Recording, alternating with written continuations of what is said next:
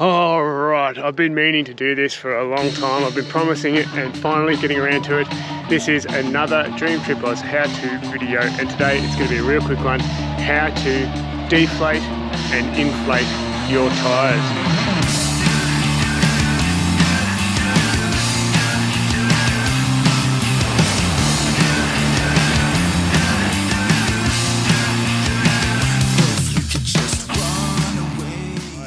Right, so we are just about to head into the Bungles, and the track gets a bit hairy in from here. So we're going to drop our pressures down. We're currently on road pressures. We've got 40 on the front, 45 on the back.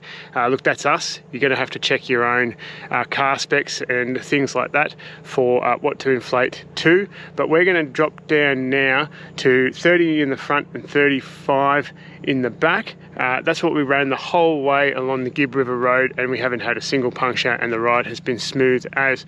I'll do another video at another time on how to drive on sand and things like that, and the pressures that you would go down to for that. You can go down as low as like 18 or even lower than that for driving on sand and things like that. So I'll show you this one bit of kit.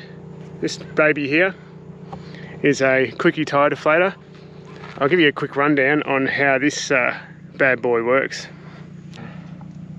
Alright, so quite simply, this screws on to your valve stem, and this inner section here, if you have a look at the very end there, it's kind of like a little flat wrench. It undoes the valve out of the center of the valve stem, which bleeds the air out really quick.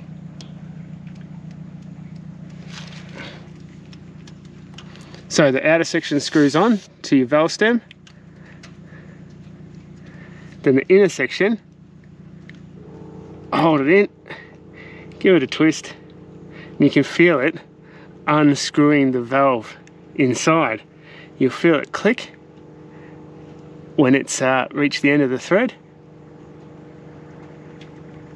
There it goes. Then pull the center section out to pull the valve out of the center of the stem, and then pull this collar back to bleed the air. It's going to be loud.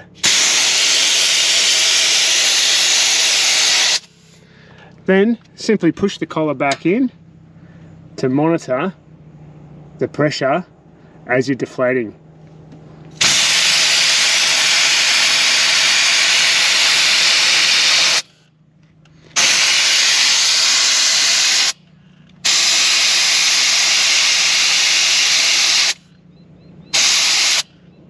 There you go.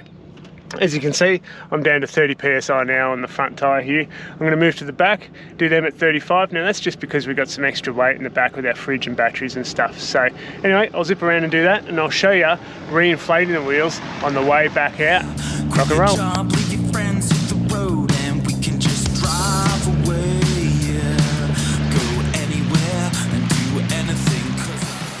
Cool, so we've head down today to 30 on the front and 35 on the back, because we're driving on some sharp rocks and corrugations, and it's really just to smooth out the ride and to try to prevent punctures direct from hitting a sharp rock.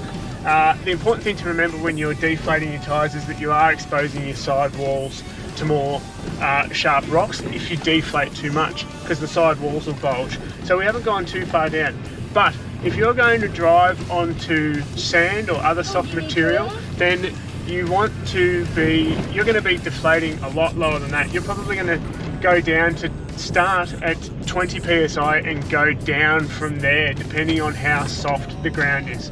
Of course, it's important to remember when you deflate down that low that you have to watch your speeds and your cornering, because at very low pressures you run the risk of rolling a bead or running the tyre right off the rim.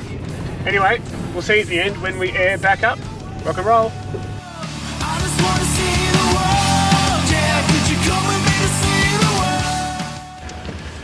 Alright, we've just pulled over, about to get back onto the highway, and I'll just show you through our rig real quick. Now, you are going to need an air compressor to get your tyres back up to road pressure, but there's some really affordable and easy to use units out there. We've got this unit here, I think it's called a Thumper. We've had it for like 6 or 7 years and it works an absolute treat. It's never let us down.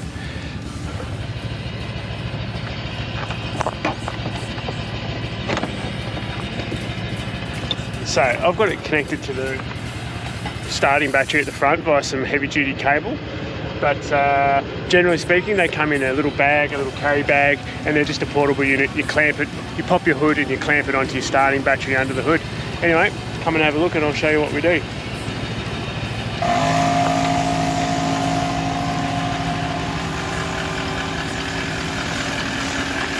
So it's really straightforward. All you got to do, take your dust cap off. This unit here has a very simple twist-on attachment and a gauge for metering your pressure.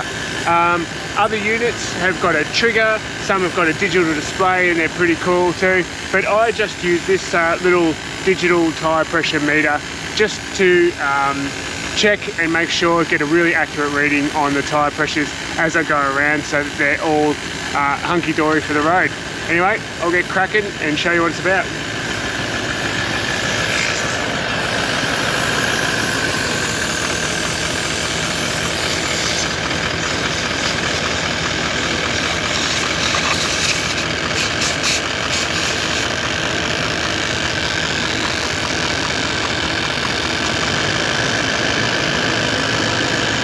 So I'll zip these all up back to our road pressure. So we were running 40 on the front and 45 on the back because we're towing a van.